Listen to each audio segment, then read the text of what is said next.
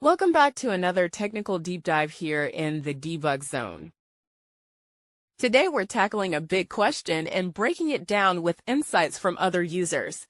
Hopefully this clears up some misconceptions and helps you get the answer you need. So buckle up, stay a little curious, and let's jump right in.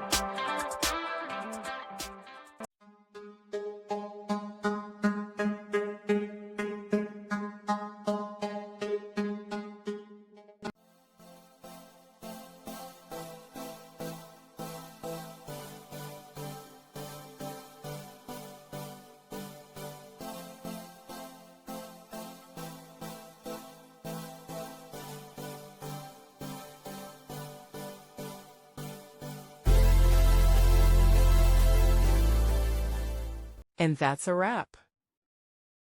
I hope you found the answer you were looking for. If you did, take a second to hit that subscribe button. It really helps out.